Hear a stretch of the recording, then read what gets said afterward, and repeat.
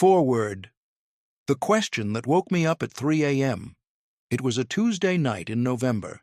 I was lying in bed, staring at the ceiling, doing that thing most of us do at 3 a.m., running mental calculations about everything that hadn't worked out. The business idea I'd shelved, the relationship I'd let fade, the body I kept promising I'd get serious about starting Monday, the version of myself I'd been almost becoming for the past 6 years. And then a single thought cut through the noise like a knife. What if wanting things is actually the reason I don't have them? I sat up, heart pounding, not from fear, from the specific electric sensation you get when something true lands in your chest. I'd been spending years wanting things, visualizing, journaling about them, telling my friends about them, building Pinterest boards around them, feeling the want so deeply that sometimes it physically ached, and yet, somehow, the wanting never seemed to turn into having. I had a bookshelf full of self-help. I'd done the vision boards, I'd said the affirmations, I'd taken the courses, hired the coaches, listened to the podcasts. I wasn't lazy, I wasn't unaware. By almost every measure, I was someone who was working on himself. So why was I still staring at the ceiling? Because I had confused wanting with working. I had mistaken longing for moving. I had made desire the destination instead of the fuel. That night, I started writing notes on my phone. Those notes became an obsession. That obsession became research. That research became conversations with hundreds of people. High achievers, recovered failures, therapists, neuroscientists, small business owners, former addicts, Olympic-level athletes. People who had made the crossing from chronic wanting to actual having. What I found wasn't what the self-help industry had been selling. It wasn't about wanting harder. It wasn't about more discipline, more visualization, more alignment. It was about a specific, learnable shift in the way your brain processes your relationship to your own future. It was about stopping wanting and starting to inhabit. This book is what I found. It's not comfortable reading. It's going to challenge some things you believe about yourself, about ambition, about the stories you've told yourself for years. But if you stay with it, if you let it do its work, I promise you this: you will not finish this book the same person who started it. Let's begin. The Wanting Trap. Why desire keeps you stuck. Marcus had been about to start his restaurant for 11 years. He had the business plan. He had the name picked out, a little Italian-American place he was going to call Vincenzo's, after his grandfather. He had the concept down cold. Neighborhood spot, handmade pasta, good wine, the kind of place where the owner knows your name and your regular order. He had everything except the restaurant. When his co-worker Elena asked him about it over lunch, one afternoon, he got animated in a way she'd never seen before. He described the menu items with a chef's precision. He talked about the corner location in Austin he'd been watching for 2 years. He pulled up images on his phone, table settings, logo concepts, a floor plan he'd sketched on a napkin at 2 a.m. "Marcus," Elena said, watching him, "you love this restaurant." "I do," he said, "more than anything." "So when are you opening it?" And the energy died. Just like that, like someone had unplugged something. "Soon," he said, "when the timing's right, when I've saved a little more, when the market settles down." Elena nodded slowly. She'd heard the when before. Here's what she understood, watching him, that Marcus hadn't yet. Marcus didn't have a restaurant problem. Marcus had a wanting problem. He was so in love with the wanting of the restaurant, the dream of it, the identity of it, the way it felt to imagine it, that actually building it would have meant risking all of that, because the restaurant that exists can fail. The restaurant in your head is perfect forever. Wanting, it turns out, is safe. Having is terrifying. And our brains, sophisticated, ancient, survival-wired, have quietly decided that the pleasure of wanting is a reasonable substitute for the risk of having. The neuroscience of chronic desire. Here's something most people don't know about dopamine. We've all heard the cultural shorthand. Dopamine is the pleasure chemical. You eat the chocolate, you get the dopamine hit.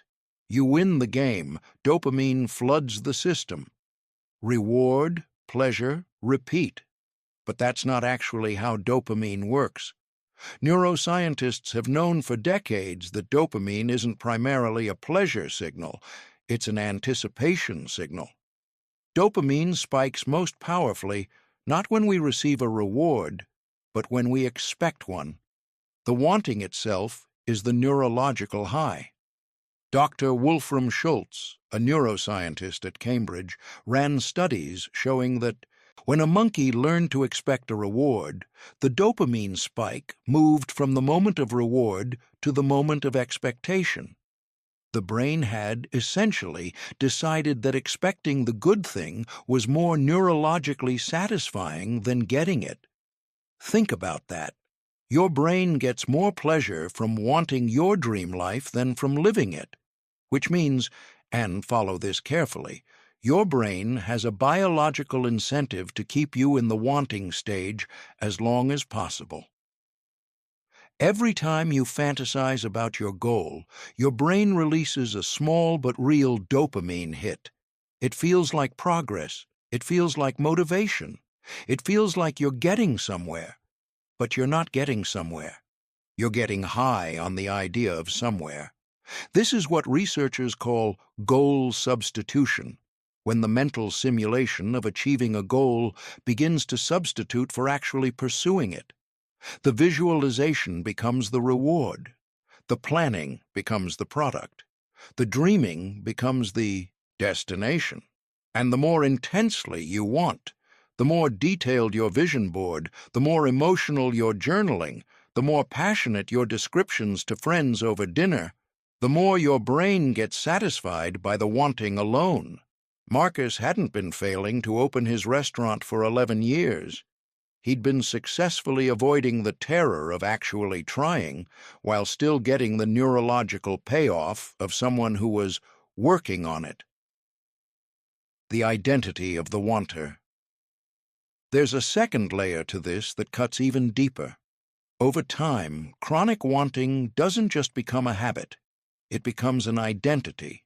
When you've been the person who's going to do X for long enough, that identity becomes load-bearing.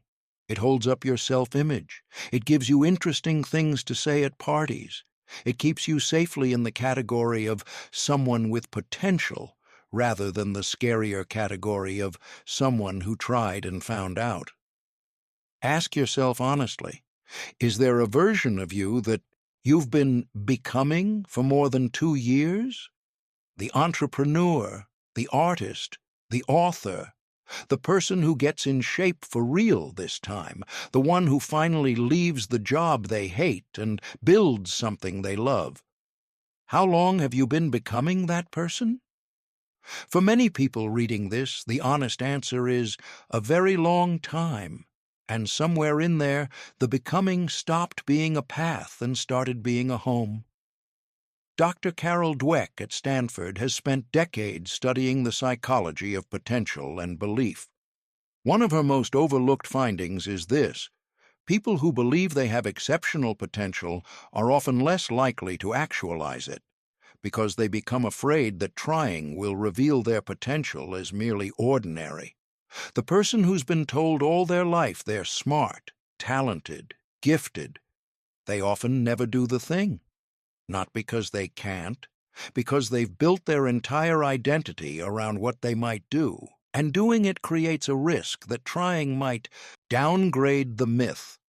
Better to be the person who could have been extraordinary than to try and discover you're only good. The wanting trap isn't laziness, it's self-protection, wearing the costume of ambition. How wanting masquerades as progress. Let's get specific, because this is where most self-improvement advice completely misses the mark. Wanting has a very convincing disguise. It shows up dressed as research. You're not avoiding starting your business. You're being responsible, studying the market, getting ready. You've read 14 books about entrepreneurship. You're in 3 Facebook groups. You have a folder of articles going back to 2019. You're preparing, planning. You're not stuck. You're strategic. You have a timeline. You have a 5-year plan. You have a business model canvas filled out in the Notes app on your phone. The plan is just waiting for the right moment to be executed. Learning. You've taken 6 online courses in the last year. You're developing your skills. You're not ready yet, but you will be once you've finished this certification, this program, this book, this podcast series. Networking. You're building relationships. You went to that conference. You had that coffee meeting. You followed the right people on LinkedIn. You're creating the conditions for success.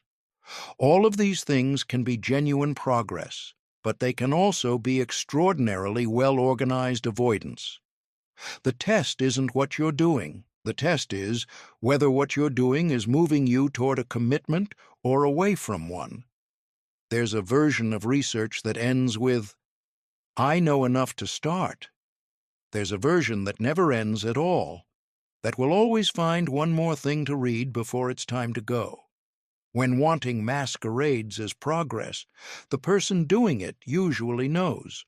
Not consciously, not in a way they'd admit. But there's a signal buried under the justifications that they recognize when they're really honest with themselves. The action. That would actually change things? The one thing that would move you from wanting to having? You're not doing that one. The cost of the wanting trap. Here's the part nobody wants to hear, so I'll say it quickly and clearly. The wanting trap has a price tag, and the longer you stay in it, the higher the bill gets. Not just in terms of the dreams you don't build, not just in terms of the business, the book, the body, the relationship you don't have. The real cost is what chronic wanting does to the self. When you spend years in the gap between who you are and who you intend to become, you don't stay neutral. You drift. The gap itself starts to feel normal. The distance between your current life and your desired life stops feeling like urgency and starts feeling like the natural condition of your existence. You get used to almost. You make peace with working on it. The edge of your ambition slowly rounds off, not from failure, but from the accumulated exhaustion of wanting something you never quite reach for. This is what author Oliver Burkeman calls the comfort of unchallenged possibility. The dream that's never tested can never be lost, and so some part of us, a cowardly, loving, protective part, conspires to keep our most important dreams safely in the future, where nothing can touch them. Marcus's restaurant, still living in his phone's photo album. Your novel in the folder you haven't opened in 8 months. The conversation you keep meaning to have. The leap you keep planning to take. They're all safe in the wanting place, perfect, intact, unrisked, unlived. This chapter is not an indictment. You didn't end up here because you're weak or foolish. You ended up here because you're human, and your brain is doing exactly what it was designed to do. Seek pleasure, avoid pain, protect the self. But knowing why the trap exists is the first step out of it. The next step is understanding what the alternative actually looks like. Because stop wanting doesn't mean stop caring. It doesn't mean lower your standards or settle for less or be realistic. It means something far more radical and far more powerful. It means deciding to already be. We'll get to that. But first, let's look at the machinery of the shift itself. The thing that separates people who stay wanting from people who cross over into having. The mind shift. From I want to I am. In the spring of 2009, a woman named Diane was sitting in the parking lot of a grocery store in Columbus, Ohio, unable to go inside. She had a list. She had money. The store was 40 feet away. But she sat there for 23 minutes, hands on the wheel, engine off, completely frozen. Diane was 41 years old, and she had spent most of her adult life telling herself she was bad with money, chronic debt, overdrafts, the specific grinding shame of checking your balance before every purchase. She'd grown up watching her parents fight about money around the kitchen table, and somewhere in her childhood she'd absorbed a belief so deep it had become invisible. Money is something other people have. She'd tried budgets, she'd read books, she'd started savings accounts she later emptied. She wanted financial stability so badly that she thought about it every single day, and yet, at 41, she was further from it than she'd been at 30. That day in the parking lot, she wasn't frozen because she couldn't go in. She was frozen because she'd just done something unusual. She'd caught herself. She'd noticed in real time the specific quality of thought running through her mind as she pulled into the parking lot. It wasn't planning. It wasn't problem-solving. It was a narrative, an ongoing, unconscious story she told herself about who she was, what she deserved, and what was possible for her. The story was old. It had her parents' voices in it. It was written before she'd had any say in the matter. And it was, she realized, still running her life. She sat in that parking lot for 23 minutes, not because she couldn't afford groceries. She sat there because she was finally, for the first time, actually listening to the story she'd been living inside, and recognizing that it was a story, not a fact. That recognition, that moment of seeing the difference between the narrative you've inherited and the reality you could choose, is where the shift begins. The story is not the truth. We all have them. Stories about what we're capable of, about what people like us can have, about whether we deserve the thing we want, about how the world works and what it owes us and what it doesn't. Some of these stories are helpful. Many of them aren't. Almost none of them are facts, even though we experience them as facts, in the same way we experience the color of the walls in a room we've lived in for years. We stopped seeing them as choices long ago. The problem isn't having stories. The problem is mistaking your story for your destiny. Diane's story was, "I am bad with money," not "I have had difficulty with money," or "I developed some unhealthy patterns around money in my childhood," but "I am bad with money." Present tense, identity level, immovable. When the story is identity level, it reshapes every choice you make before you make it, not through conscious decision, but through the automatic filtering of what seems possible and what doesn't. A person who believes, "I am bad with money," doesn't see the budget plan as something they could follow. They see it as something other people follow. They don't experience the savings account as their savings account. They experience it as money they're holding temporarily before it disappears into a mistake.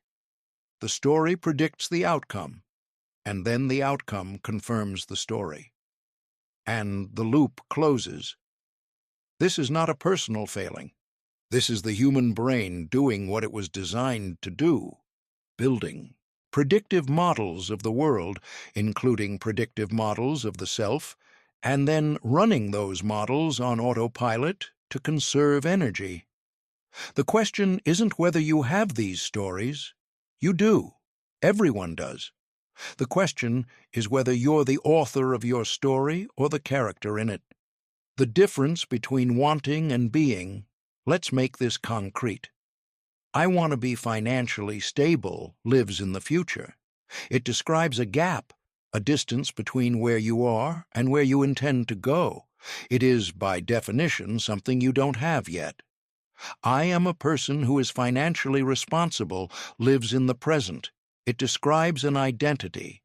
It is something you inhabit right now in your decisions today. The difference isn't semantic, it's structural. When you operate from I want X, every action you take is a reach toward something outside yourself, something you don't yet have, something you're trying to get. The wanting is the engine, which means the absence is the engine. You are powered by the gap. When you operate from I am someone who does X, every action you take is an expression of who you already are. There's no gap. There's just alignment or misalignment between your actions and your identity. And identity has far more power than desire. James Clear, in his research on habit formation, identified this as one of the central mechanisms of lasting behavioral change. He calls it identity-based habits, the principle that the most durable changes come not from outcome-focused goals, I want to lose 30 pounds, but from identity-focused beliefs, I am a healthy person. Why? Because when your identity is the foundation, behavior becomes consistency rather than effort. You don't have to motivate yourself to go to the gym because healthy people exercise isn't a chore. It's a description. The behavior is downstream of being, not upstream of having. This is the shift. This is the whole thing. Not wanting to have. Being someone who has. What Diane did next. 3 days after the parking lot, Diane called her sister and told her what she'd realized. Her sister, who had watched Diane's money struggles for 20 years, said something that stopped her cold. Diane, you've always been good at the things you believed you were good at. It was true. Diane was extraordinary at her job, a talent that had taken her from an entry-level position to senior management in 7 years. She'd done that through discipline, systems, and sheer consistency. She was, in that domain, exactly the kind of person she wanted to be. But she'd never applied that same identity to money. In her professional life, she thought, I am a high performer. In her financial life, she thought, I am someone who struggles. And those two identities produced two completely different lives. Diane didn't start a new budget. She didn't read another book. She did one thing. She changed the story. Not to something false, not to I am wealthy and abundance flows to me effortlessly. She had too much respect for reality to go there, but to something true and forward-facing. I am a person who makes deliberate, thoughtful decisions about money. That sentence, that was the change. Not a plan, not a goal, an identity. What happened after that is almost unremarkable in its simplicity. She started making deliberate, thoughtful decisions about money. Not perfectly, not without difficulty, but consistently, as expressions of who she had decided to be. 3 years later, she had no credit card debt for the first time since her 20s. A year after that, a 3-month emergency fund. By her late 40s, she had more financial stability than she'd imagined possible for herself. She didn't get there by wanting harder. She got there by deciding she was already the person who had it. The mechanism, how identity change works. I want to be clear about something. I'm not describing wishful thinking or the kind of toxic positivity that tells you to just believe you deserve it and the universe will deliver. What I'm describing is a specific cognitive mechanism with a specific testable effect. Here's how it works.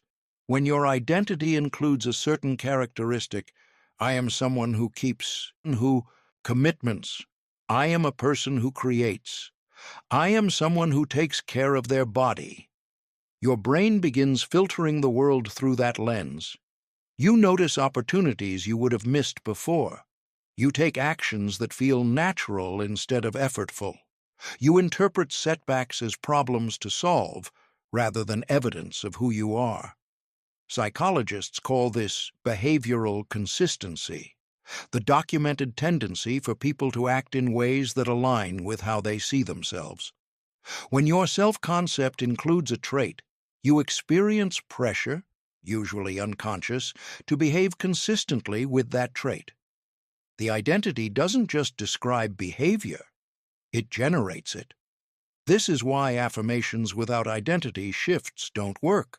Saying, "I am wealthy," when you deeply believe "I am bad with money," creates cognitive dissonance, not change.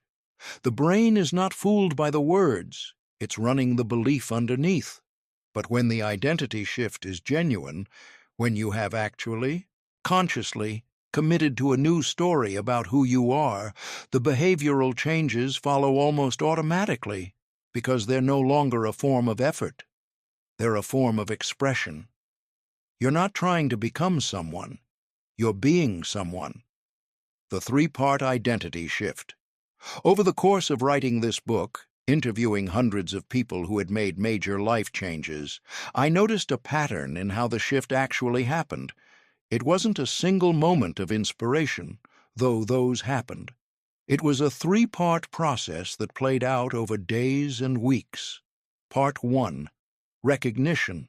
Catching the old story in the act. Identifying the narrative that has been running on autopilot.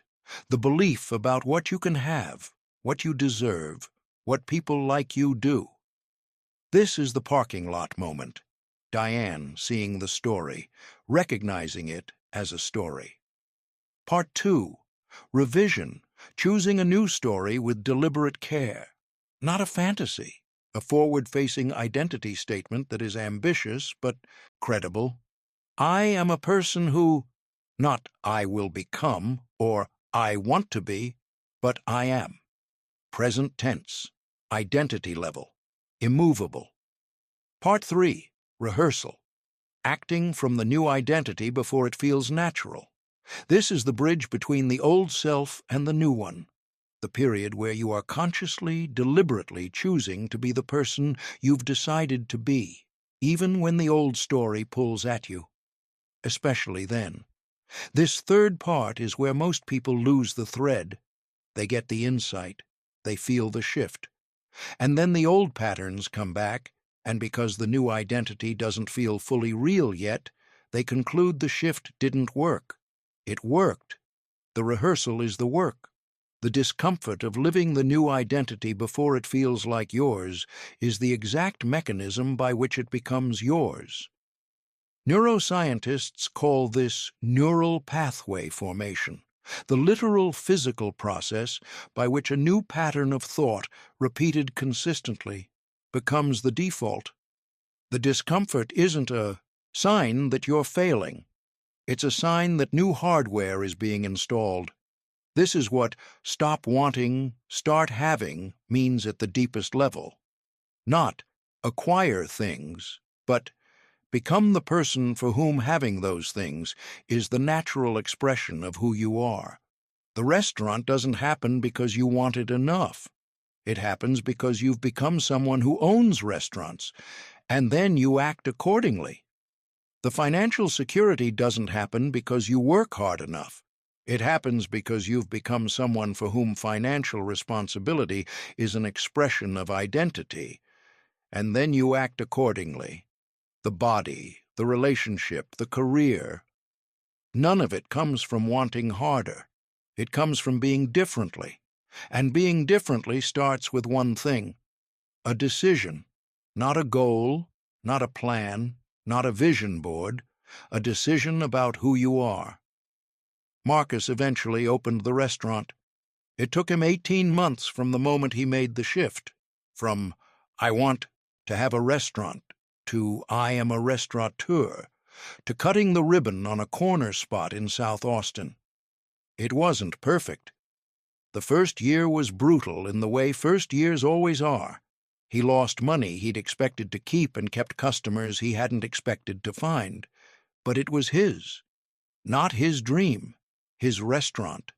The version that existed in the world, not just in his phone. He told me something when I talked to him 3 years in, over a plate of his grandfather's pasta. The hardest part wasn't opening it, the hardest part was accepting that I was someone who was allowed to. That's it. That's the whole book, in one sentence. You're allowed to. Not someday, not when you're ready, not when the timing is right or the market settles or you've saved a little more. Now, you're allowed to be the person who has the thing. You just have to decide to be them first.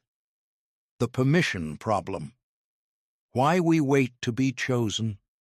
In 2014, a software engineer named Kevin submitted his first open-source project to GitHub with a private certainty that no one would look at it. He was 26, working at a mid-sized tech company in Seattle, doing competent but invisible work.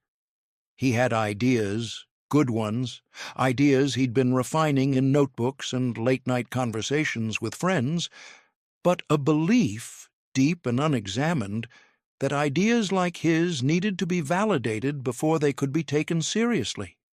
He needed someone to anoint him, a manager who recognized his potential, a senior engineer who said, "You should publish this," a conference invitation, some external signal that he had crossed whatever invisible threshold separated the people whose ideas mattered from the people who were still waiting to matter.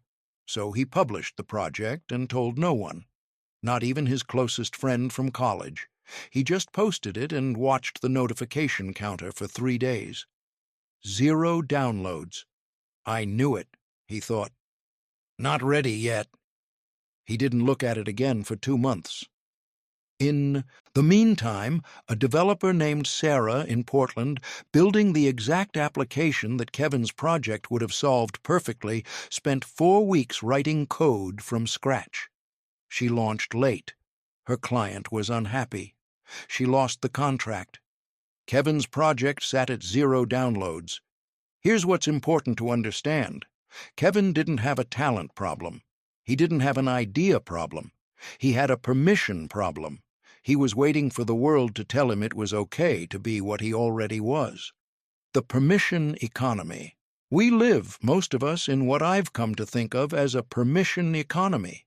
An invisible system in which we have decided, usually unconsciously, usually early, that our value, our ideas, and our presence in the world need to be authorized by someone outside ourselves before they count. This system shows up everywhere. It shows up in the employee who has a better solution to the company's core problem, but doesn't speak up in meetings until someone asks, directly, by name. It shows up in the writer who has a manuscript completed but won't send it to agents until their writing group gives them the signal.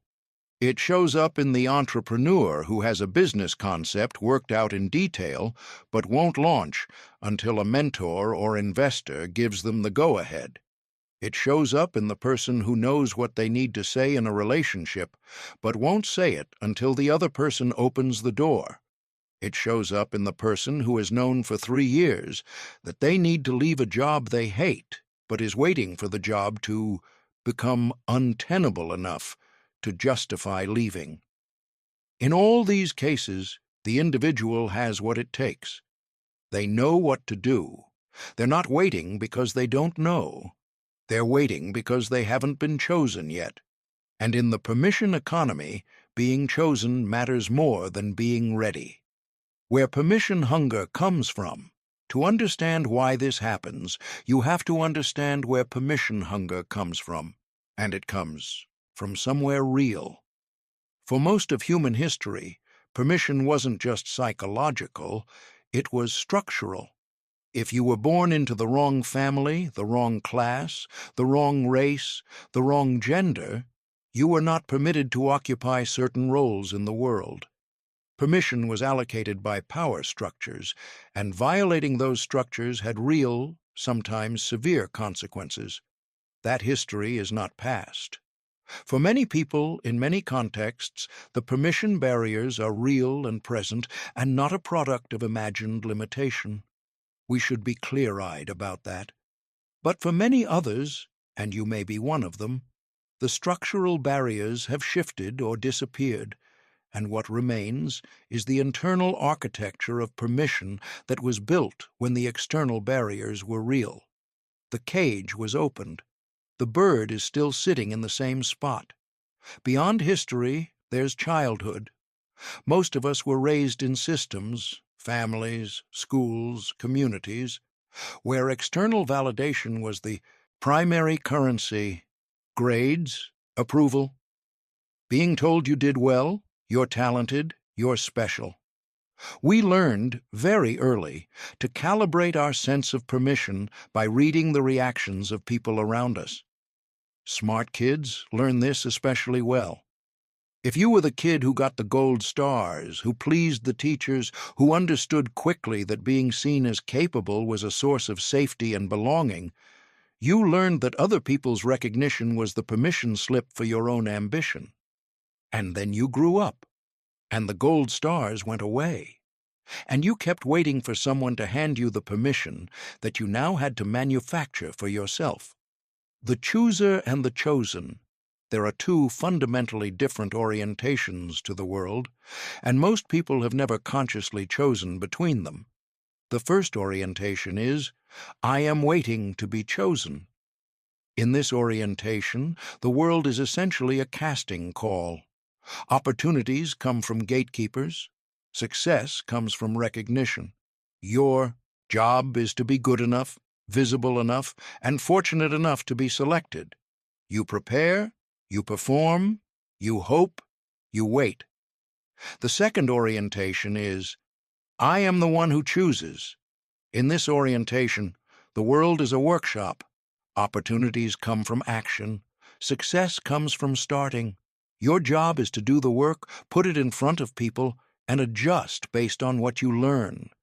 You choose your path, your projects, your presence. You don't wait to be seen. You make yourself visible. Neither of these orientations is natural. Neither is more virtuous. They are both learned, which means they can both be unlearned and relearned. But here's what I've observed in hundreds of conversations with people who have made major life changes. Almost universally, the shift from wanting to having involved a shift from the first orientation to the second. They stopped waiting to be chosen. They started choosing. Kevin eventually reposted his project with documentation, with examples, with a simple landing page that explained what it did and who it was for. Not because a mentor told him it was time, not because he'd gotten more confident in his abilities, but because he'd made a decision, almost an irritated one, that he was done waiting for the world to discover him. In the first week, the project got over 400 downloads. In the first month, 3 companies reached out to ask if he was available for consulting work.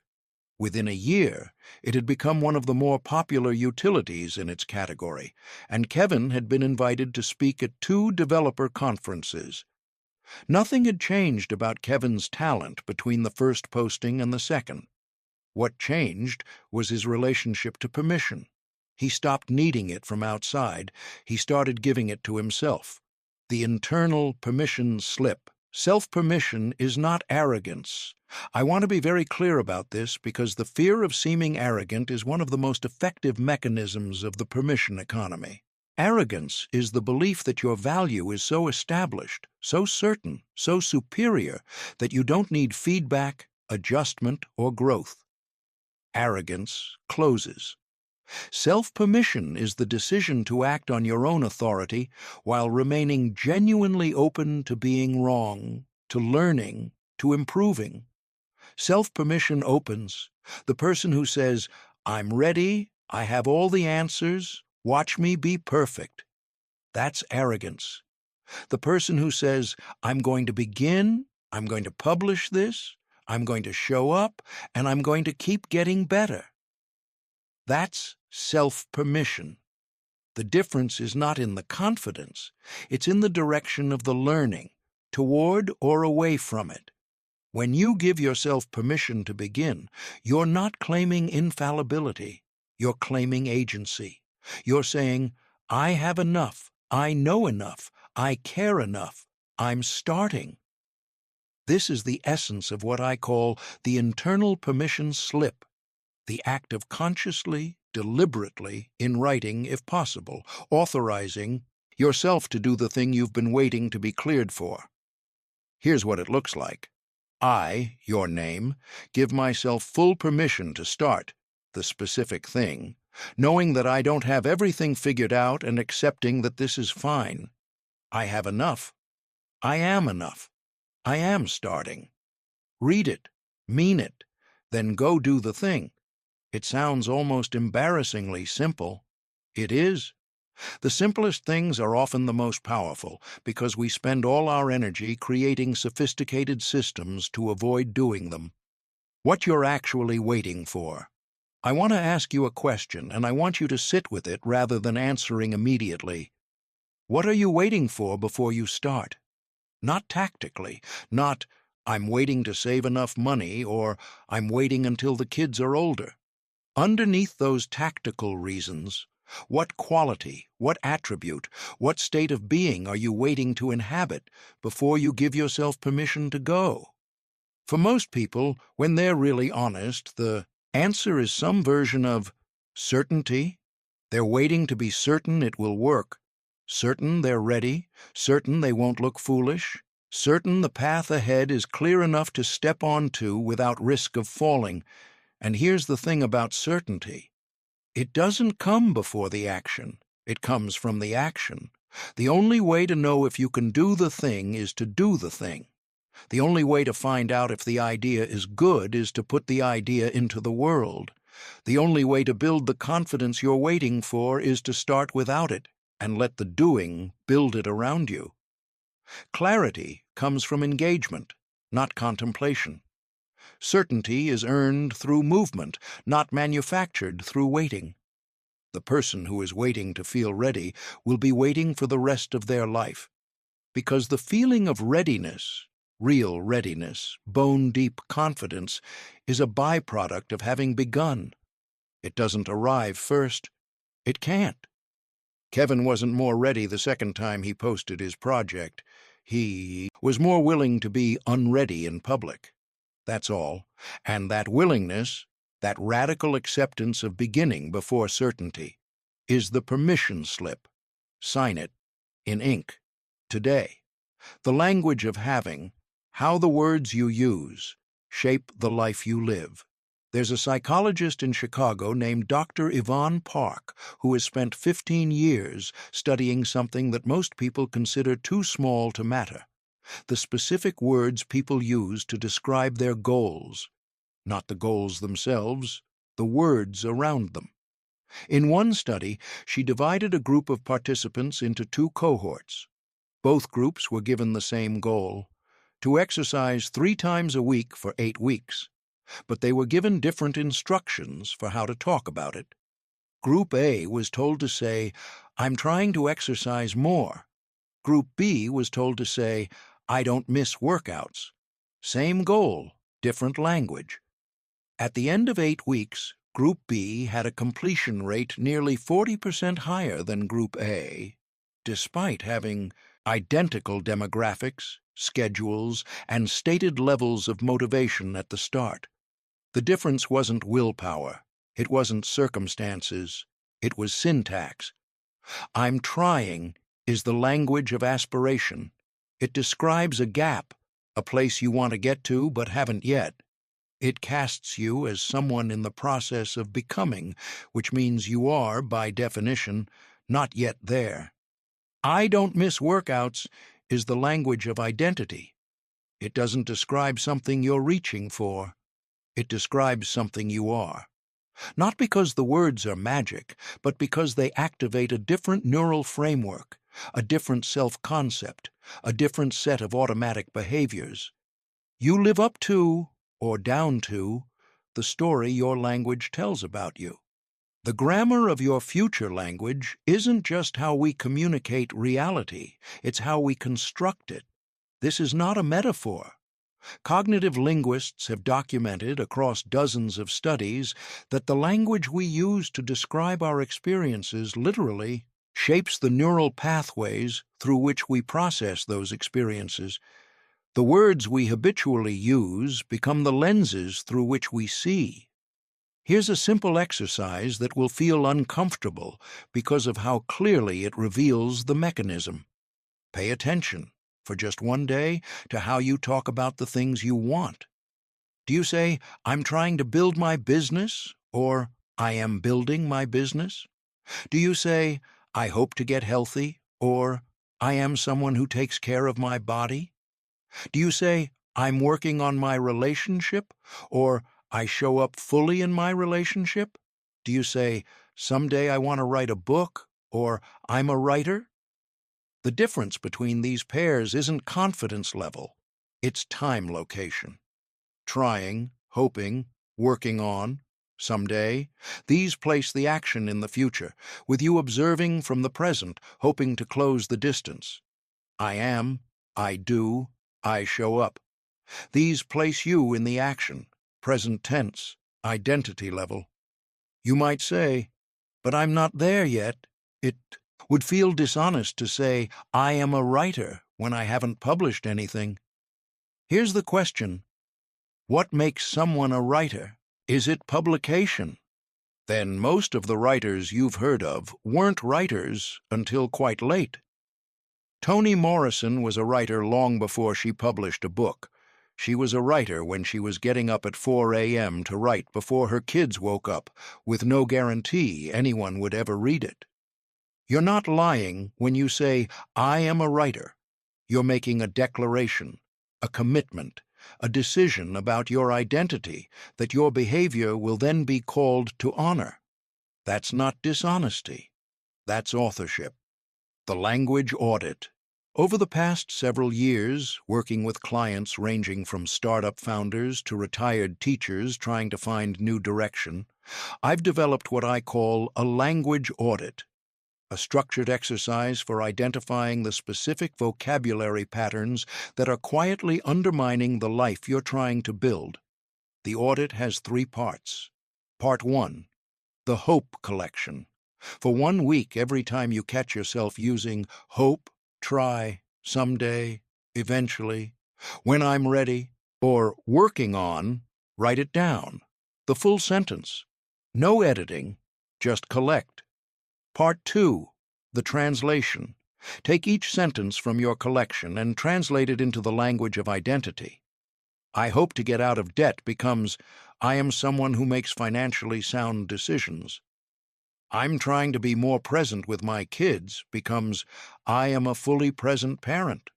Someday I want to travel more becomes, I am someone who makes travel a priority in my life. The translation doesn't have to feel entirely true yet. It has to feel directionally true. It has to describe who you are in the process of becoming by acting as if you already are. Part 3, the practice. For 30 days, catch yourself using the old language and replace it, out loud, in the moment, with the new language. You'll feel ridiculous. You'll feel like you're lying. You'll feel exposed. Do it anyway. This is how the neural pathway forms. The words that steal your power beyond the grammar of aspiration versus identity. There are specific phrases, verbal habits, that consistently weaken the person who uses them. I want to name a few of the most common ones because naming them gives you power over them. I'll try. This phrase is the linguistic equivalent of 1 foot out the door. It sounds like commitment, but functions as preemptive excuse. When you tell someone, I'll try to be there, you and they both know there's a version of this that ends in absence. I'll try is permission-seeking dressed as effort. Replace it with I will or I won't. Pick one. Own it. I can't.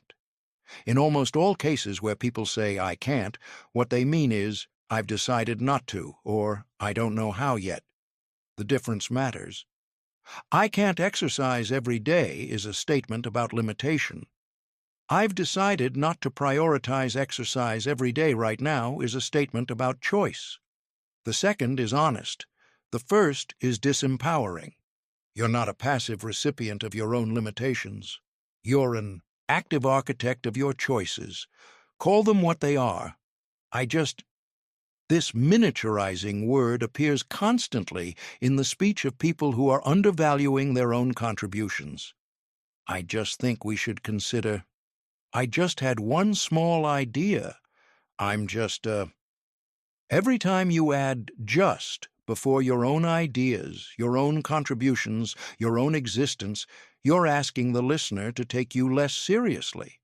Stop asking. You don't need that qualifier. Remove it. I should.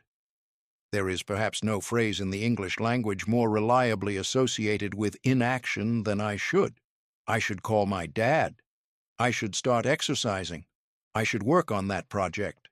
Should lives in a permanent state of unfulfilled obligation, the thing you've decided you ought to do but haven't committed to doing. When you find yourself saying, I should, the honest translation is, I have put this in a category called important but unscheduled, and it will likely stay there indefinitely. Replace I should with I will, followed by a specific date and time, or with I won't, followed by genuine honesty about why. Either is more powerful than the purgatory of should. Maybe someday. This is perhaps the most quietly devastating phrase in the vocabulary of a human life. It keeps the dream alive, technically, while removing all urgency, all accountability, and all actual movement. It is the phrase of someone who loves the idea of the thing more than the doing of it. Maybe someday is hope without a deadline. It is desire without a direction. It is the dream in amber, preserved, beautiful, and dead. The power of I am. By contrast, the two most powerful words in the human language for self-transformation are I am, not I will be, not I want to be, not I'm trying to be. I am. These two words, followed by a truthful and forward-facing identity claim, carry more transformative power than any vision board, any affirmation sequence, any manifestation ritual I've ever encountered.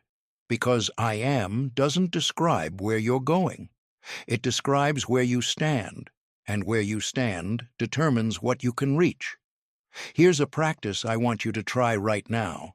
Not tomorrow, not when you finish the book. Stop reading for 60 seconds. Take out your phone or a piece of paper. Write 3 sentences beginning with I am. Not I am trying to or I hope to be. Just I am. 3 identity claims about the person you are in the process of fully becoming. The person whose decisions you are already, right now, willing to make. The person whose life you are choosing today. I am someone who creates. I am someone who takes care of themselves. I am someone who builds things. Read them out loud. Notice the resistance. Notice the part of you that says, but that's not true yet. Tell that part you understand. You've heard its concerns. You're going ahead anyway, because here's what's actually true. The I am came first. It always does. Before every significant version of every person you admire, there was a moment when they decided, before the evidence, before the success, before the validation, that this was who they were. The writer decided they were a writer before they published. The entrepreneur decided they were a founder before they had a company. The athlete decided they were a competitor before they had a trophy. The parent decided they were the kind of parent they wanted to be before the child was old enough to remember. The I am always precedes the evidence. The identity always comes before the proof. You've been waiting for the proof to grant you the identity. But that's not how it works. That's never been how it works. The proof follows the declaration. The having follows the being. Now say it again. Out loud this time. I am. The action gap, from decision to movement. On a Monday morning in March, a woman named Priya sat at her kitchen table in Phoenix with her resignation letter open, on her laptop. She had written it on a Saturday. She'd rewritten it Sunday morning, then again Sunday night. By Monday it was perfect, thoughtful, professional, warm, exactly what she wanted to say. She'd been at the same consulting firm for 9 years. She was leaving to start her own practice. She'd planned it for 2 years. She had savings. She had clients who'd said they'd follow her. She had every practical thing she needed. She had not sent the letter. She made coffee. She checked her email. She looked at the letter. She refreshed LinkedIn. She looked at the letter again. She scrolled through Instagram for 20 minutes, then felt ashamed of herself, then looked at the letter again. At 9:17 a.m., she closed the laptop. She went to work. That night she told her husband what happened. He didn't say much. They'd had versions of this conversation before, but as she was getting into bed, he said one thing. "Priya, what would you have to believe about yourself to send that letter tomorrow?" She lay there with that question for a long time. What she realized, finally, at 11:45 p.m., was this. She was waiting to feel like a person who had already succeeded. She wanted to send the letter from a place of arrival, from the identity of someone whose independent practice had already worked. She wanted certainty of outcome as the price of action, but certainty of outcome is never available before action. She sent the letter the next morning at 7:03 a.m. while she was still afraid. That fear, she told me later, didn't go away when she hit send. But something else changed, something she described as the end of self-betrayal. The feeling of finally living in alignment with the person she'd been declaring herself to be. Her practice, 3 years later, is more than twice the revenue of what she made at the firm. The gap between decision and action. Between the decision and the action is where most dreams die. Not in the planning phase, not in the doubt phase. In the motion phase, the moment when the decision has been made, and the action is the only remaining variable. This is one of the most consistently frustrating phenomena in human behavior, and it has a name: the intention-behavior gap. Psychologists have studied it extensively because it is nearly universal. People intend to exercise, quit smoking, start businesses, improve relationships, write the book, make the call, and then they don't. The gap between intention and behavior is not primarily a knowledge gap. Most of us already know what we should do. The gap is not primarily a desire gap. By the time we've written the resignation letter and rewritten it 3 times, we've demonstrated that the desire is serious. The gap is almost always an emotional regulation gap. The action doesn't happen because of how it feels to take it. Action toward a significant goal, a life-altering decision, a creative risk, a relationship conversation, always involves unpleasant emotion, fear, vulnerability, the specific nausea of potential failure, the terror of being seen and found inadequate. These are real emotional experiences, and the brain, doing its job, registers them as threats to be avoided. So the decision gets deferred. Not forever, just until the emotion subsides, until the fear is manageable, until it feels right. And the emotions never fully subside because the risk doesn't go away. The risk is the thing, the actual, unavoidable thing about doing something that matters. So people wait and defer and rewrite the letter and plan more and make more coffee, and the moment passes. The truth about motivation. Here's a belief most people carry about action, which is completely backward. I'll take action when I feel motivated. This is not how motivation works. It is the reverse of how motivation works. Motivation is not the ignition, it's the exhaust. It doesn't come first and cause the action. It comes from the action as a consequence of moving. If you wait until you feel motivated to begin, you will wait a very long time, because motivation is not a state you inhabit before starting. It is a state generated by starting. The doing creates the wanting to do more. Every person who has ever maintained a consistent creative practice, an athletic training schedule, a disciplined entrepreneurial routine, every single one of them will tell you the same thing. Most days, they don't feel like doing it, They do it anyway, and because they do it, they feel like doing more. The feeling follows the action, not the other way around. This is why the advice, "find your passion and follow it," is so often useless and sometimes actively harmful. For most people, passion is not a pre-existing condition waiting to be discovered and followed. It is a post-existing experience built by engagement with something over time. You don't find your passion and then work at it. You work at something, and if you stay with it long enough, something that could be called passion emerges. The same is true for motivation, for confidence, for certainty, for all the things we're waiting to have before we begin. They come after. They only come after. Begin, and they will follow. The 5-minute start. There's a remarkably simple tool that has, in my experience, more genuine utility than almost any other technique in the behavioral change literature. I call it the 5-minute start, though it has relatives in other frameworks, the 2-minute rule in productivity circles, behavioral activation in cognitive behavioral therapy, if-then planning in intention research.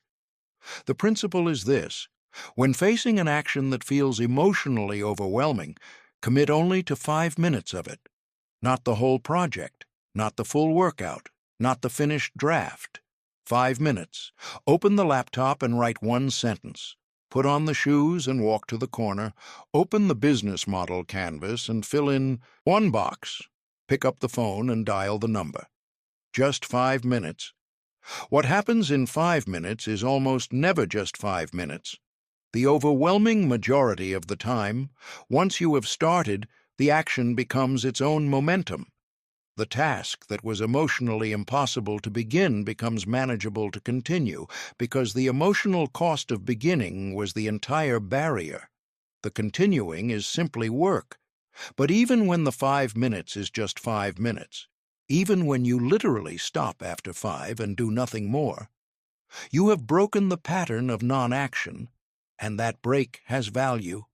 You have sent your brain a signal. This is something we do, not something we plan to do, something we do. And the next day, 5 minutes is slightly easier, and the day after, slightly easier still.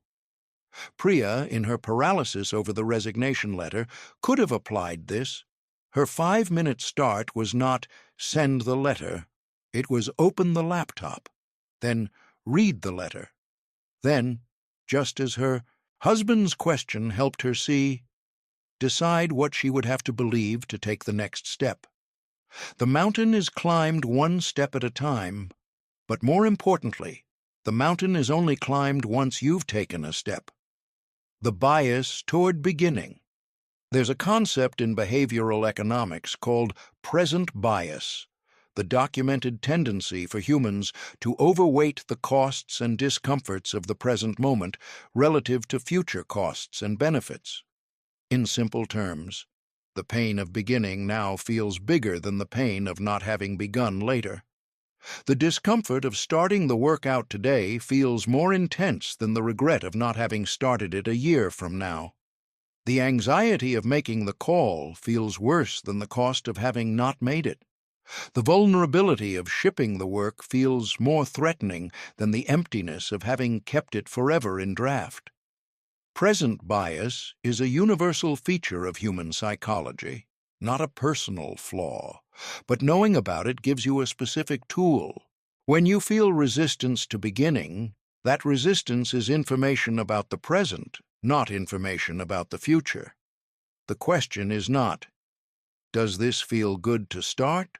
The question is, what is the cost of not starting? That second question lives in the future, which means present bias doesn't distort it the way it distorts the first.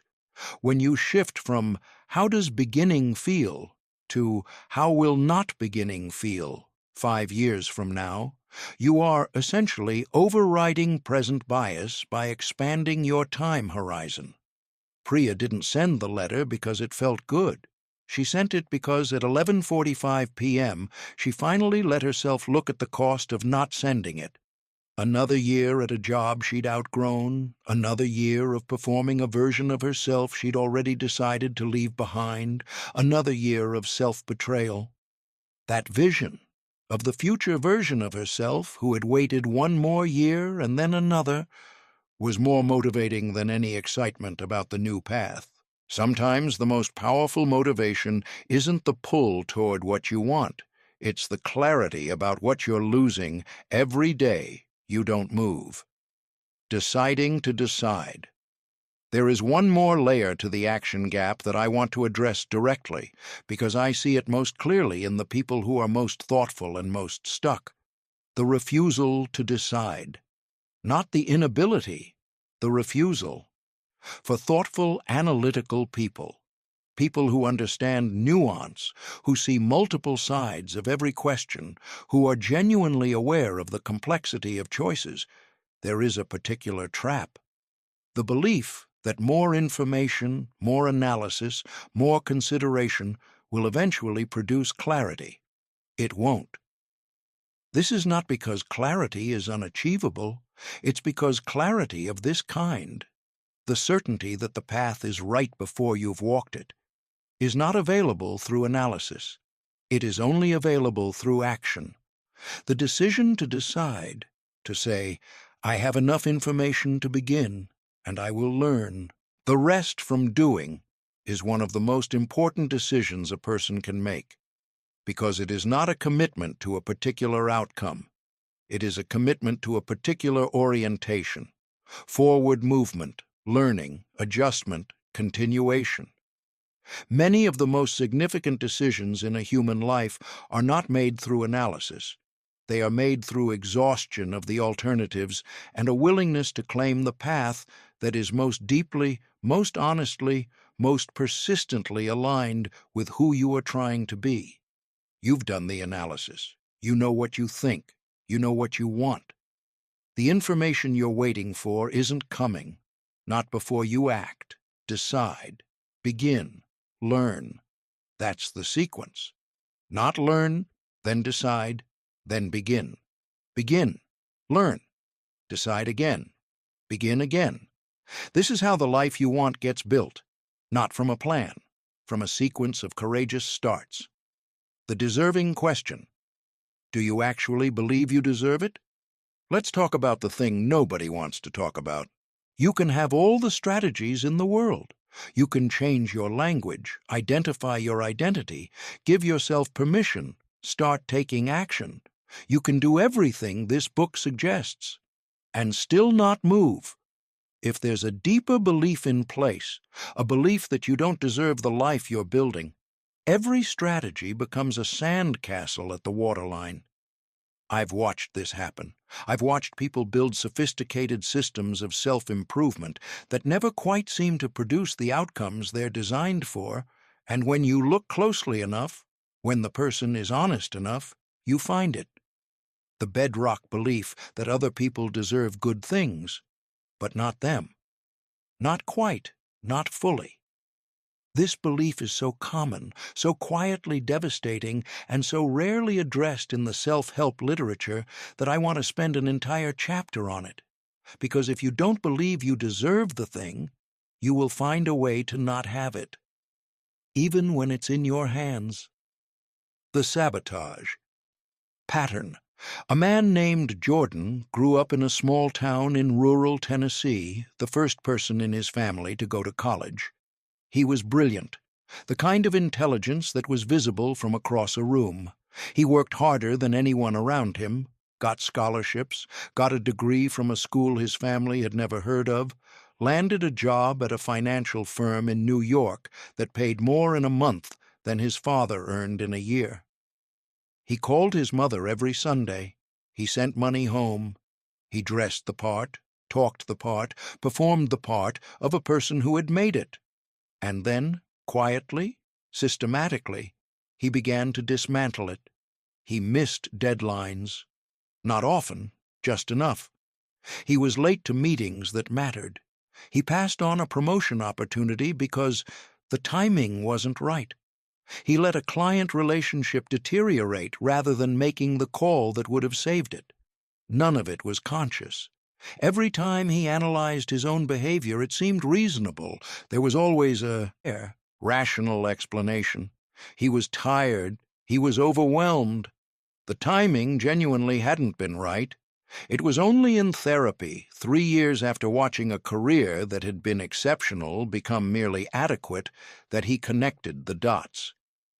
"I was waiting to get found out," he told his therapist. "Not consciously, but somewhere underneath everything, I believed it was only a matter of time before they figured out I didn't belong there." Imposter syndrome. You've heard the term. But underneath it, at a deeper level than just, "I feel like a fraud," there was something else.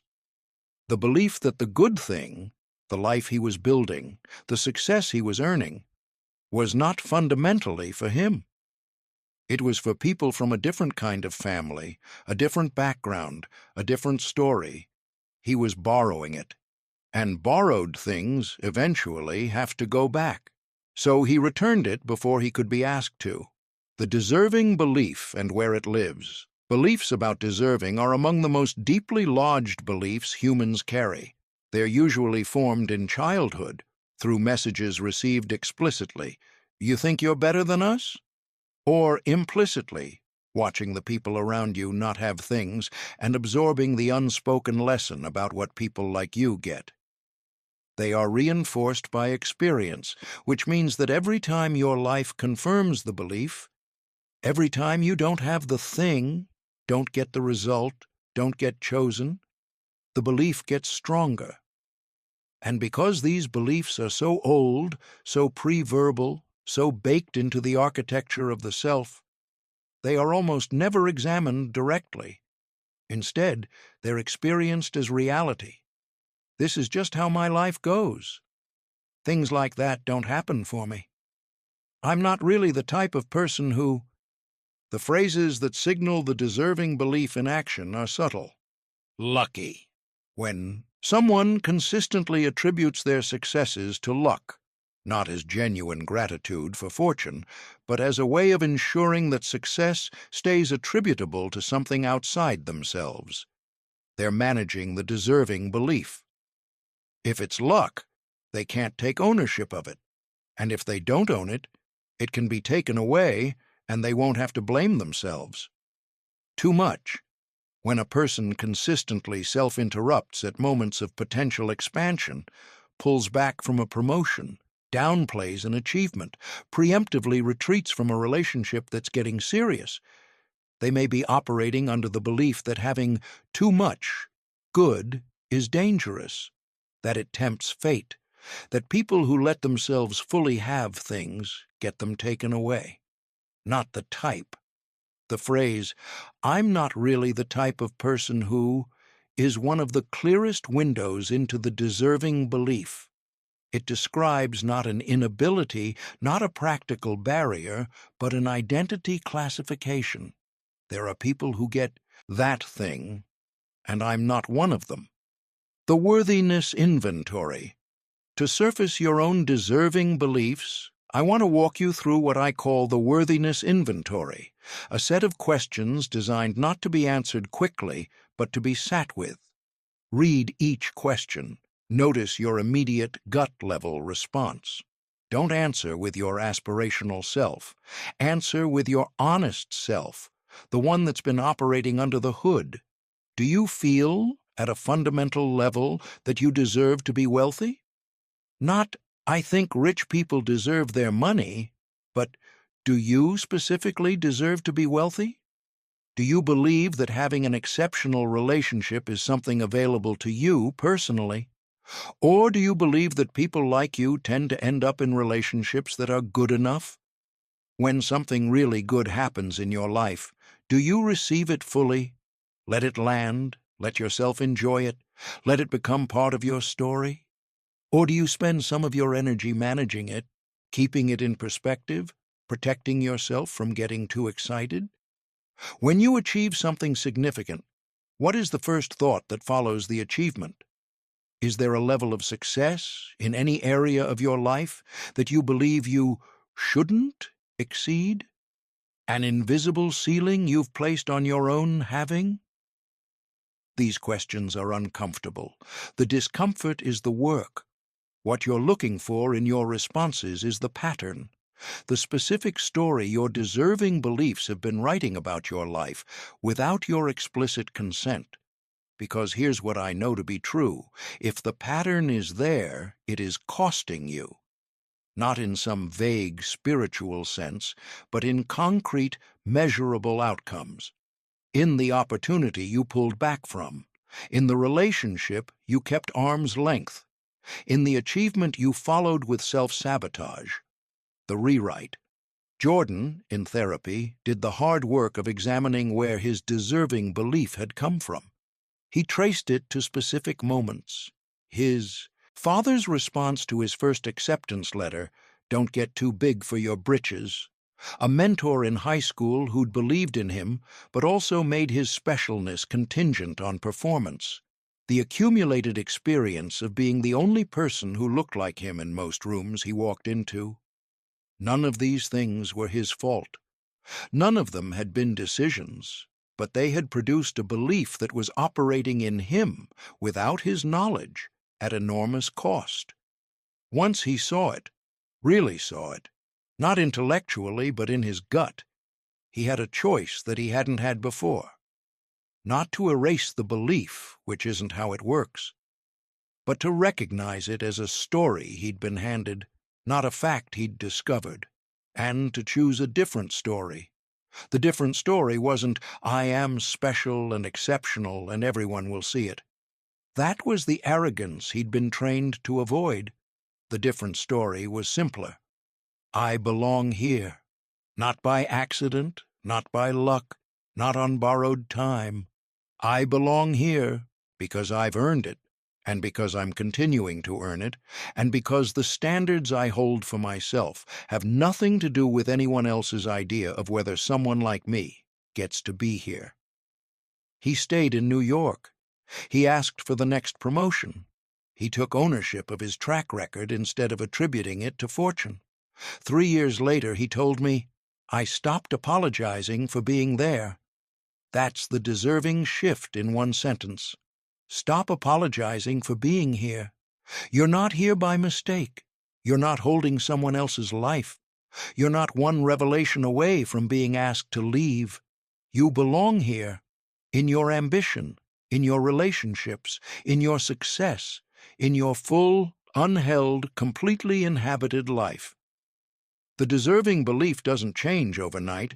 It changes through the repeated experience of allowing yourself to have what you've earned and not returning it. It changes by staying in the room. The environment of having, designing a life that pulls you forward. When NASA engineers need to ensure that an astronaut performs a critical sequence of actions in the right order under extreme stress, they don't rely on motivation, discipline, or reminders. They redesign the environment. The checklist is built into the process. The tools are placed in the specific order they'll be needed. The suit has interlocks so that critical steps cannot be skipped. The behavior is architected, not wished for. Most of us design our lives exactly backwards from this. We have a clear picture of who we want to be, and then we place ourselves in an environment perfectly engineered to keep us being who we already are. And then we wonder why change is so hard. The question isn't, how do I become more disciplined? The question is, what environment would make the right behavior the path of least resistance? This chapter is about building that environment. The architecture of default. We make, by most estimates, thousands of choices every day. The vast majority of these are not conscious choices. They are defaults. The path we take because it's the path we always take. The food we eat because it's what's in the cabinet. The screen we reach for because it's on the nightstand. The conversation we have because it's the conversation we've always had with that person. Defaults are not choices you've made and kept making. They're choices you made once, or had made for you, and then stopped making, because the making became automatic. This means that the single most powerful lever for behavioral change is not motivation or discipline. It is the redesign of defaults. When you change the default, you change the behavior, not because you found new willpower, but because the path of least resistance now leads somewhere different. Here's a simple example. A man named Carlos wanted to read more. He'd been wanting to read more for 3 years. He had a stack of books on his nightstand that he genuinely intended to get to. He wasn't reading them because at night the default behavior was reach for phone. The phone was on the nightstand. The books were on the nightstand. The phone won every time because it was optimized by dozens of engineers to be more immediately rewarding than a book. Carlos's solution: he put his phone charger in the kitchen and moved one book to where the phone had been. That was it. No new commitment, no discipline plan. Just a redesigned default. He read 41 books that year, more than the previous 4 years combined. The environment had been redesigned, the behavior followed. Friction and flow. There's a framework that behavioral designers use to think about environment. Friction and flow. Friction is the resistance built into a behavior, the number of steps between the impulse and the action, the inconvenience, the difficulty. High-friction behaviors get done less. Low-friction behaviors get done more. Flow is the opposite, the ease with which a behavior happens, the smoothness of the path between impulse and action. Most people trying to change their behavior spend their energy on motivation, trying to want the right thing more, to resist the wrong thing more.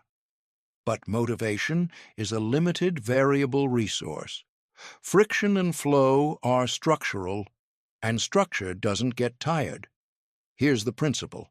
Add friction to the behaviors you want less of. Remove friction from the behaviors you want more of.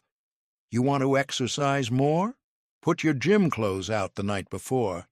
Set your shoes by the door. Remove the friction of preparation from the morning, so the path to working out is shorter than the path to not working out. You want to eat better? Don't put the bad food in the house. Not because you lack willpower to resist it, but because willpower is a resource that depletes, and an environment that requires zero willpower is better than an environment that requires consistent willpower. You can't eat what isn't there. You want to write more? Have a specific dedicated writing space, even a specific chair, that you sit in only for writing. The environment itself, over time, becomes a cue for the behavior. The brain, which is relentlessly pattern-seeking, learns, this place equals this action. You want to spend less time on social media? Remove the apps from your phone's home screen. Put them in a folder buried inside another folder on the 3rd page. Add friction. You won't become a person who doesn't use social media, but you'll become a person who doesn't use it reflexively, without intention, every time there's an empty moment. These are not complicated interventions. They are not tests of character or will. They are design choices. And design choices, repeated in an environment you inhabit every day, accumulate into a life that either supports who you're trying to become or undermines it. The people variable. There is one element of environmental design that has more impact than almost any other, and it is the most uncomfortable to address: the people you spend time with. Research by social psychologist Nicholas Christakis and political scientist James Fowler, tracking health behaviors across thousands of people over decades, found something remarkable. Behaviors, including obesity, smoking, exercise, and happiness, spread through social networks like viruses. Your likelihood of becoming obese increases by 57% if a close friend becomes obese. Your likelihood of being happy increases by 15% if someone 2 degrees removed from you in your social network becomes happy. We are not independent agents navigating the world from behind our own private windshields. We are permeable, porous, deeply social creatures who are being continuously shaped by the people around us, their habits, their standards, their expectations, their unspoken agreements about what's normal and what's possible. Jim Rohn's famous observation, "You are the average of the 5 people you spend the most time with," may be the single most under-examined insight in the personal development space. Not because it's wrong, but because most people read it, feel the truth of it, and then don't change a thing. Because changing the people in your life is uncomfortable. It feels disloyal. It feels like you're judging others, or elevating yourself artificially, or abandoning the people who knew you before. I want to offer a frame that might make this easier. You are not leaving people behind. You are curating the environment that will determine who you become. You are not abandoning your community. You are making choices about which communities will help you become the person you've decided to be. This doesn't mean cutting off everyone who isn't successful in conventional terms. It means being honest about which relationships are characterized by growth, challenge, and mutual elevation, and which are characterized by shared stagnation, competitive smallness, and the unspoken agreement that everyone stays where they are. Seeking out people who are already doing what you want to do, who have already become who you want to be, is not arrogance. It's intelligent environmental design. The information environment. Here's something that doesn't get discussed enough in the having versus wanting conversation. Your information environment, what you read, watch, listen to, and engage with every day, is also an environment, and it has the same friction/flow default setting properties as your physical environment. If your daily information diet consists primarily of content designed to generate anxiety, outrage, comparison, and the uncomfortable feeling that you're behind, which describes most social media, most news, and much of popular entertainment, you are living in an environment that is actively working against your ability to inhabit your own life with presence and purpose. This is not an argument for ignorance or disengagement. It's an argument for intentionality. What are you consuming, and what is it producing in you? Is your information environment building something in you? Knowledge, perspective, craft, wisdom? Or is it primarily draining something from you? Peace, focus, confidence, the quiet sense of sufficiency? Design your information environment with the same intentionality you'd apply to your physical one. Not because you're fragile and need protection from the hard parts of the world, but because you are, in the most literal sense, building your mind from the material you feed it. Feed it accordingly. The design principle. Let me summarize this chapter in a single principle. Your environment is either working for you or against you. There is no neutral environment.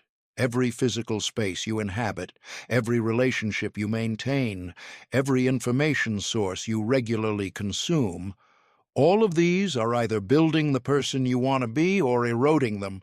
Most people never examine this. They live in environments they inherited, surrounded by people they defaulted to, consuming information they were algorithmically served, and they wonder why becoming who they want to be requires so much effort. It requires so much effort because the environment is doing the opposite work. When you design your environment to align with your identity, when the physical space, the relationships, the information, the defaults all point in the same direction, the effort required is dramatically less. Not zero, but less. Because the environment is pulling you forward instead of pushing against you. This is not a small thing. This is arguably the most leveraged change you can make in the pursuit of a life that matches who you've decided to be. Design your environment. Before you redesign your discipline, before you increase your motivation, before you set another goal, first, design the world you're living in. The consistency practice, Small bets, big lives. Amara had wanted to be a photographer since she was 19 years old. At 34, she had a camera she'd bought 5 years ago that she used maybe once a month. She had taken 2 weekend workshops. She had a folder on her hard drive called Someday Projects that contained 17 photo essays she'd conceptualized but never started. She had a full-time job as an operations manager that paid well and felt like slow strangulation. She wasn't unhappy exactly. She was in the category of people who would describe their lives as fine, which is its own specific kind of misery. Fine is the word you use when you've made peace with a gap that you haven't been willing to close. When she came to me, she asked the question I hear most often: how do I change my whole life without losing everything? The question itself contained the problem. She was thinking about life change the way most people do, as a single, massive, irreversible event. The leap, the pivot, the dramatic resignation, let her. The burning of the ships, and because it looked like that, like an all-or-nothing crossing, it felt impossible. Not because she wasn't capable, but because the gap between her current life and her desired life looked, from where she was standing, too wide to jump. So she didn't jump. She stood at the edge and looked at it, year after year, calling it planning. I told her, you don't jump the gap. You build a bridge, and bridges are built one plank at a time. The small bet framework.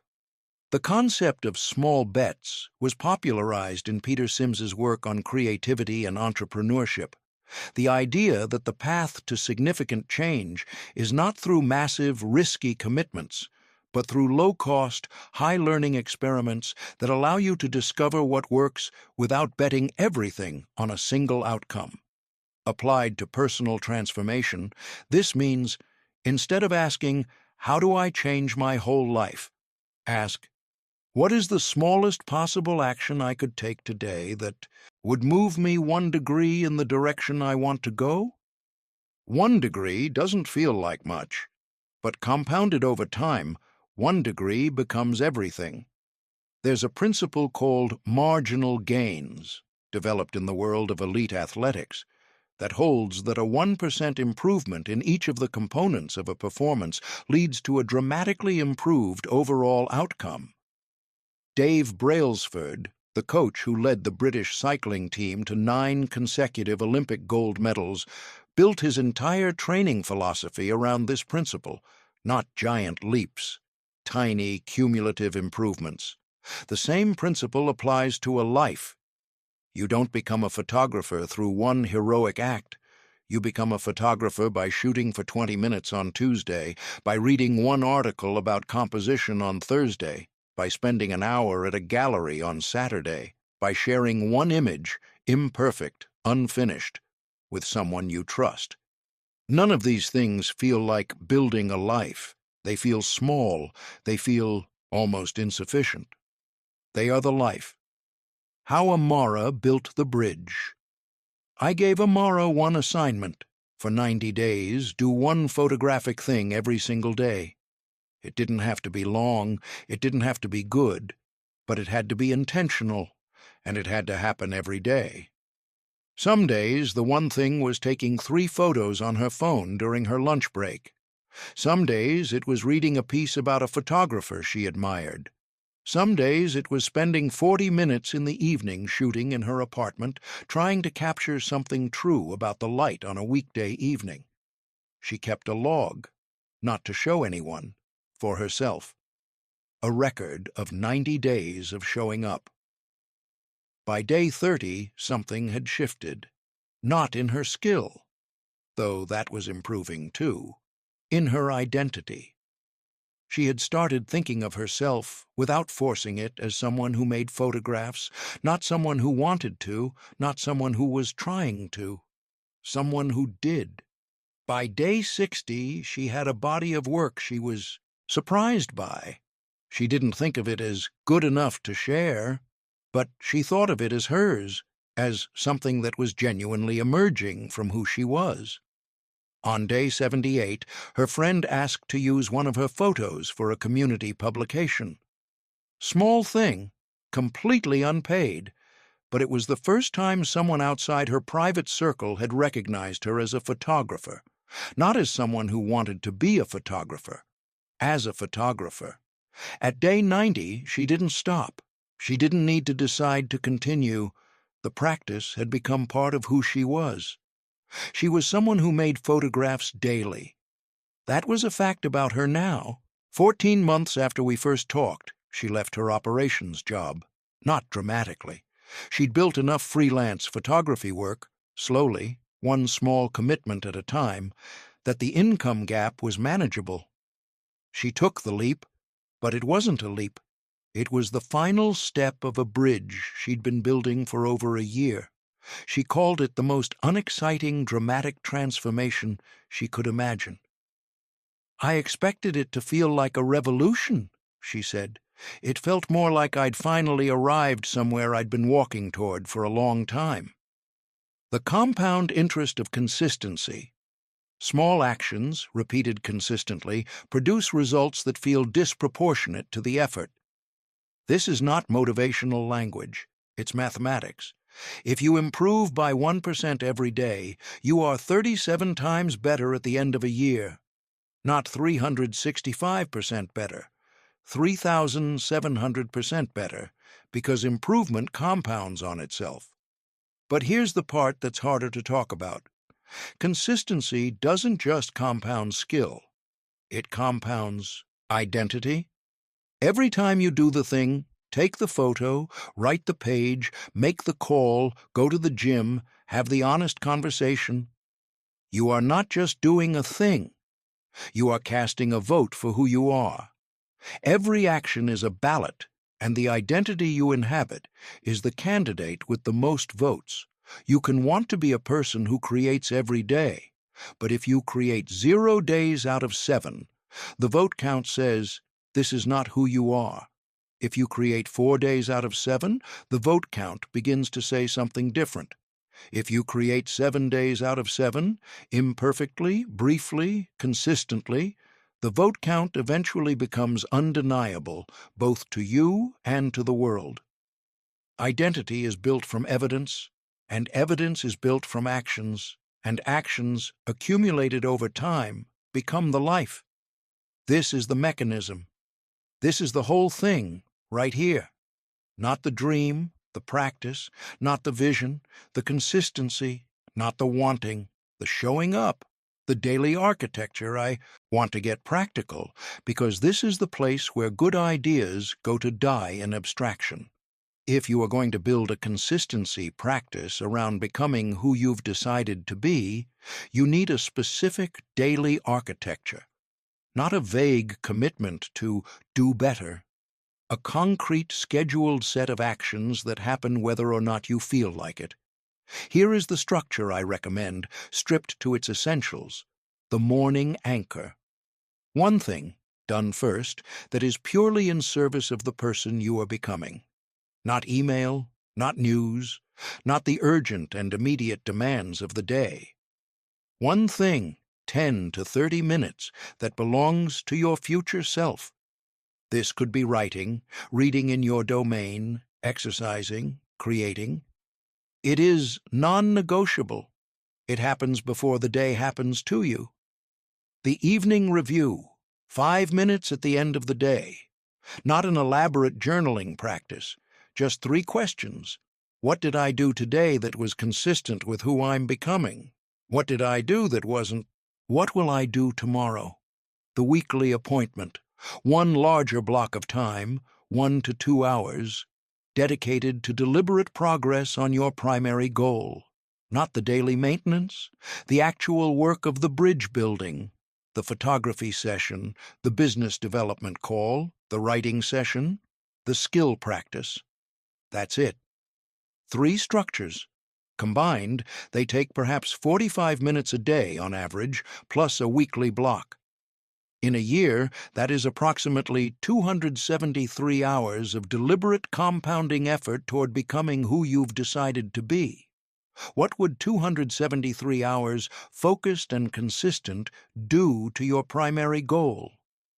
Answer that question honestly, and you'll understand why this practice matters more than any single dramatic change. The permission to be imperfect.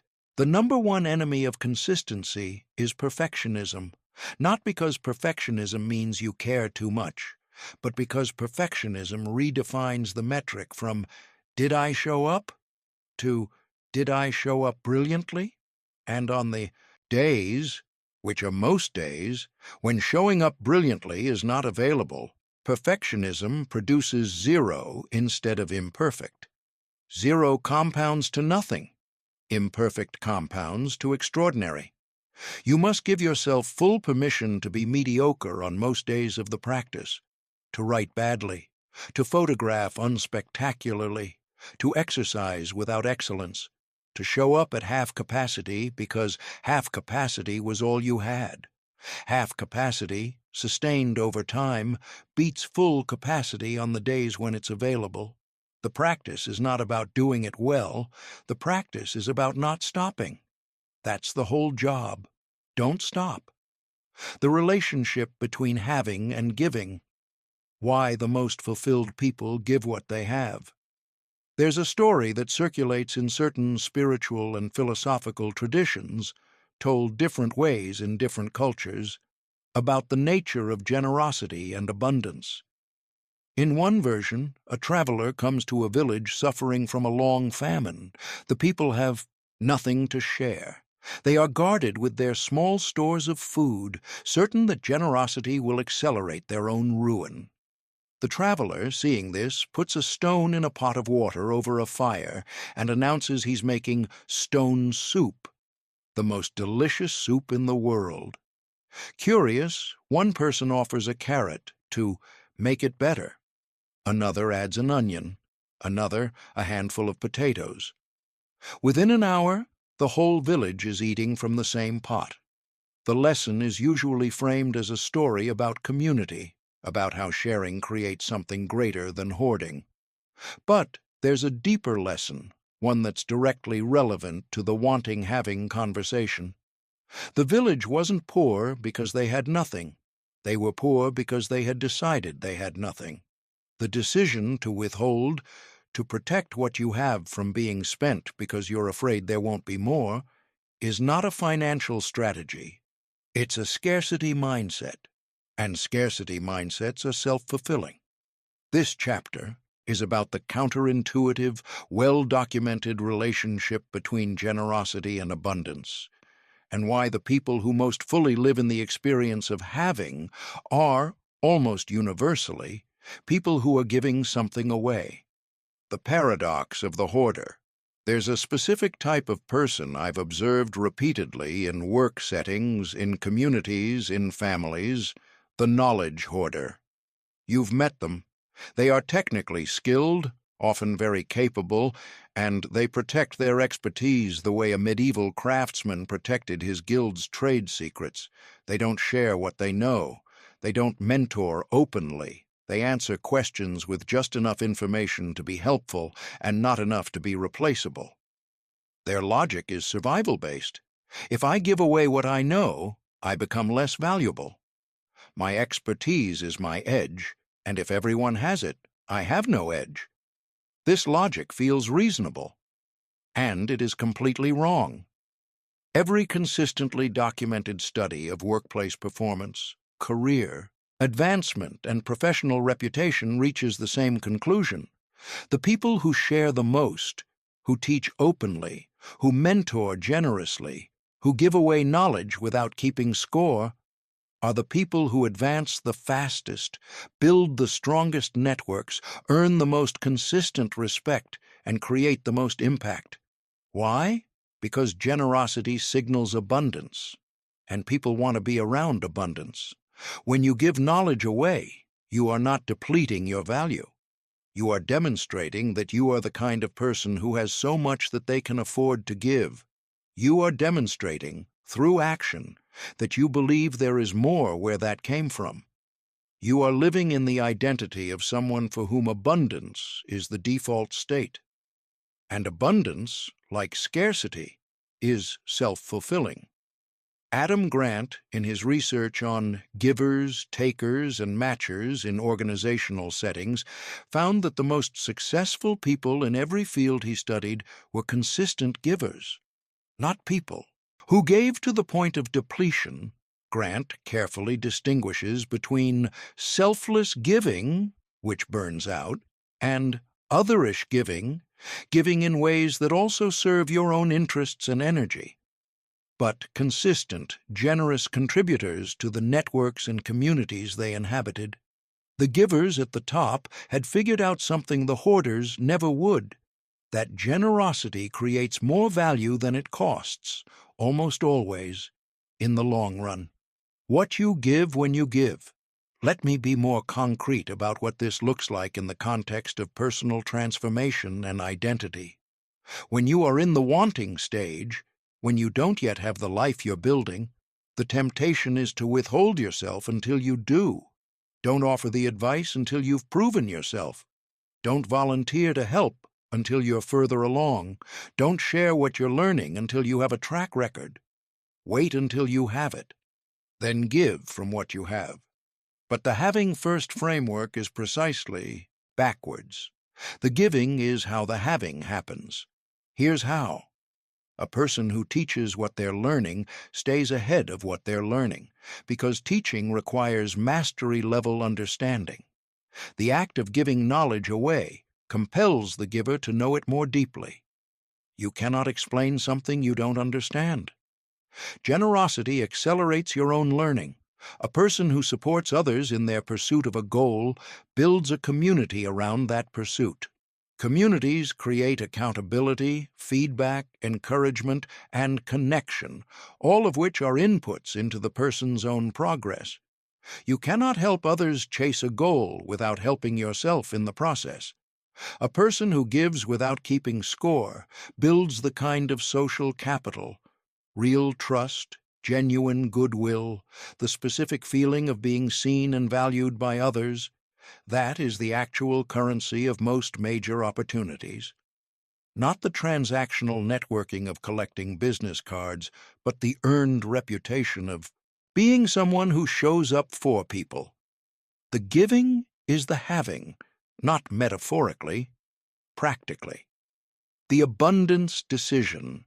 At the core of this chapter is a decision, the same kind of identity-level decision we've been discussing throughout this book. Am I, fundamentally, a person who has enough to give? Or am I a person who must protect what little I have? This decision is not made by looking at your bank account, your skill set, or your calendar. It is made internally, at the level of identity, and it precedes the evidence. People who wait until they have enough to be generous rarely become generous, because enough is not a number. It is a relationship to what you have. And if that relationship is characterized by scarcity, the number never feels sufficient. People who decide to be generous, as an expression of who they are, as an identity-level commitment, find that what they have seems to stretch, not magically, practically, because generous people attract reciprocation, opportunity, and community that people in scarcity orientation never encounter. The abundance decision is, I already have something of value to give. I will give it. I will give it not because I have proven that I have enough, but because I am choosing to be someone who operates from enough. This decision, lived consistently, produces a life that feels fundamentally different from one characterized by chronic wanting and protective withholding. It produces a life that feels, from the inside, like having. The integrated life, what having actually feels like. I want to tell you about the moment this whole book clicked for me, not as an intellectual idea, but as a lived experience. It was a Saturday morning in September, and I was sitting on my back porch in Nashville with a cup of coffee, watching my daughter try to teach herself to ride a bicycle in the driveway. She was 6. She'd been at it for 30 minutes. She'd fallen 9 or 10 times. She hadn't gotten more than about 4 feet before losing her balance. But she kept getting up, not grimly, not out of obligation, with this specific expression on her face that I can only describe as the expression of someone engaged in exactly what they're meant to be doing. And I had a thought that came from somewhere below my rational mind. This is it. This is the thing. Not the success, not the achievement, not the arrival. This, the presence, the engagement, the being here in the life that's actually happening, rather than in the future life that I was still, even now, doing some portion of my time wanting. I had spent years working on the ideas in this book. I had interviewed hundreds of people. I had done the identity work, changed the language, given myself permission, built the practices. And many things had genuinely changed, real, measurable things. But there was still, I noticed, a part of me standing slightly outside my own life, observing it from the perspective of where I was trying to get to, rather than from inside where I was. Watching my daughter fall and get up and fall and get up, something released. She wasn't doing it to get somewhere. She was doing it because she was someone who was learning to ride a bike. And that was who she was right now, this Saturday morning, in this driveway. I was someone who was building a life he was genuinely proud of, right now, on this porch, in this city, with this family. Not yet. Now. The having isn't a destination, it's a decision to inhabit your actual life. What having actually looks like, I want to dispel a fantasy before we close, when most people imagine having the life they want, when they picture themselves on the other side of the gap they've been staring across. They imagine arrival, a feeling of completeness, an absence of struggle, the sense that the work is done and the reward is being collected. It doesn't feel like that. I have spoken with people who have built companies from nothing to extraordinary success, people who found their creative voice after years of silence, people who healed damaged relationships they'd given up on, people who built the financial freedom they'd thought was permanently out of reach. Not one of them described the experience of having as restful arrival. They described it as engaged presence, as the specific satisfaction of being fully in the arena rather than standing at the edge wondering whether to enter, as the feeling of living in alignment, of doing work that matches who they've decided to be in a life that reflects the choices they're actually making. They also described ongoing challenge, ongoing growth, ongoing moments of doubt and difficulty, because the challenges don't end. They just become the right challenges, the challenges of the life you've chosen rather than the challenges of a life you've been defaulting into. Having is not the absence of struggle. Having is the presence of meaning, the knowledge that the struggle you're in is yours, chosen, aligned. The wanting habit will return. I need to tell you something important before this book ends. The wanting habit will come back. Not once, regularly, for the rest of your life. Even after you have done all of this, changed the identity, shifted the language, given yourself permission, designed the environment, built the consistency practice, made the abundance decision, there will be days, weeks, maybe seasons when you find yourself back in the wanting place, staring at the gap, running the calculation of everything you don't yet have, feeling the old story pull at you. This is not failure, this is humanity. The goal is not to eliminate the wanting impulse permanently. It is to get faster at recognizing it and returning to being, to shorten the time between I notice I've drifted back into wanting and I'm choosing right now to inhabit who I am. The practice doesn't end. The return becomes more practiced. Think of it like physical balance. When you're learning to balance on a beam or a board, the goal is not to never fall. The goal is to develop a more sensitive, more rapid response to the sensation of falling, so that the correction happens faster, the time off balance is shorter, the return to center is more instinctive. That's what this work builds. Not immunity to the wanting trap, the ability to recognize it quickly and step back out of it, back into presence, back into being, back into the life you are actively, continuously, unapologetically choosing. 5. Practices to carry forward. Before we close, I want to leave you with 5 practices, not because you need to do all 5, but because having them accessible means that on the days the wanting trap closes around you, you have a specific tool to reach for.